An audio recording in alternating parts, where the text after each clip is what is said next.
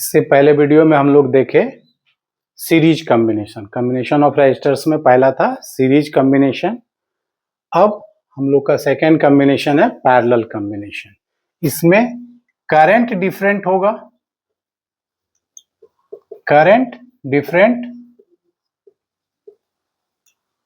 और voltage same. इसमें current difference हो जाएगा और वोल्टेज सेम हो जाएगा।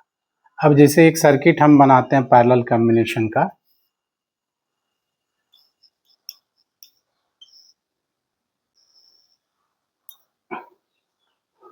यहां पर हो गया 3 रजिस्टर्स, उसी तरह से 2 ओम, 4 ओम और 6 ओम, 3 ओम 3 रजिस्टर्स लिए और सप्लाई 12 वोल्ट। ठीक है, अब करंट का फ्लो हो रहा है पॉजिटिव टू नेगेटिव। अब इस पॉइंट पर देख रहे हैं कि करंट जो है वो डिस्ट्रीब्यूट हो जा रहा है, बढ़ जा रहा है। कुछ करंट 2 ओम में, कुछ 4 ओम में, कुछ 6 ओम में। तो करंट सब में डिफरेंट हो गया, करंट सब में डिफरेंट हो गया, यानी कि ये तीनों रजिस्टर्स जो है वो पैरेलल कॉम्बिनेशन में है। तीनों में करंट डिफरेंट फ्लो हो रहा है। तो जब भी हम पहचानेंगे कि सीरीज कॉम्बिनेशन है या पैरेलल कॉम्बिनेशन, तो करंट के फ्लो से ही देखेंगे। इस पॉइंट पर देख रहे हैं कि करंट जो है वो डिस्ट्रीब्यूट हो जा रहा है 2 ओम में, 4 ओम में और 6 ओम में। तो ये तीनों रजिस्टर्स मेरा जो है वो पैरेलल कॉम्बिनेशन में है। अब पैरेलल कॉम्बिनेशन में इक्विवेलेंट रेजिस्टेंस निकालना है, तो 1/Rp पैरेलल के लिए लिखेंगे 1/Rp is equal to 1/R1 plus 1/R2 plus 1/R3, जितना भी होगा। इससे हम लोग पैरेलल कॉम्बिनेशन में इक्विवेलेंट रेजिस्टर्स निकालेंगे।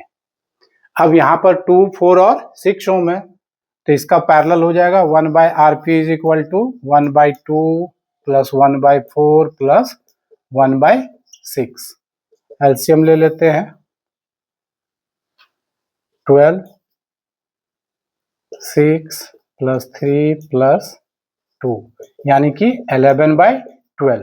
तो 1/Rp इज इक्वल टू आया 11/12, यानी कि Rp हो जाएगा 12/11 ओम।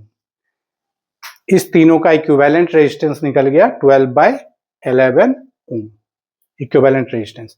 अब इस सर्किट में करंट कितना फ्लो करेगा, तो फिर वही ओम्स लॉ से I is equal to, circuit का करंट निकालना है तो I is equal to V/R। 12 volt है और इक्विवेलेंट रेजिस्टेंस है 12/11, यानी कि इसमें करंट कितना फ्लो कर रहा है, 11 एम्पियर का करंट फ्लो हो रहा है।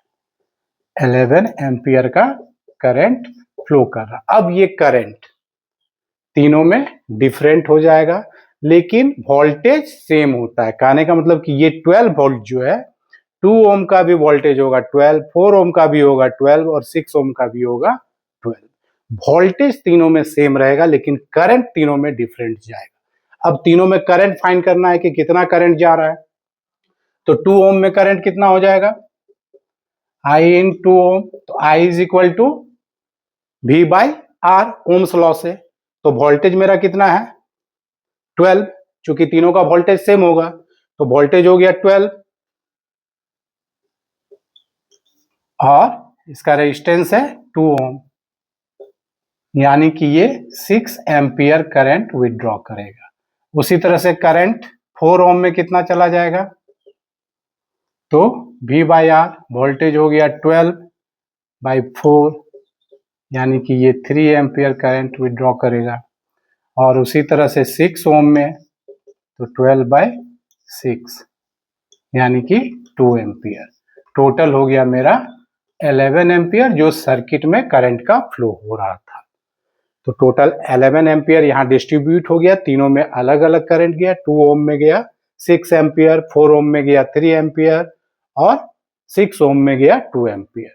तो पैरेलल कॉम्बिनेशन में करंट डिफरेंट, लेकिन वोल्टेज सबका सेम होगा, ये चीज ध्यान रखना है।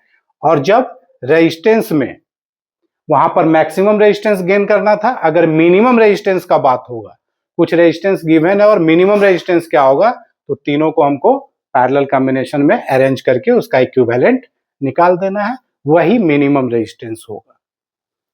तो ये पैरेलल कॉम्बिनेशन और सीरीज कॉम्बिनेशन हो गया। अब इस पर बेस्ड नेक्स्ट वीडियो में 2-4 क्वेश्चन हम सॉल्व करके दिखाएंगे कि इक्विवेलेंट रेजिस्टेंस कैसे फाइंड करना है।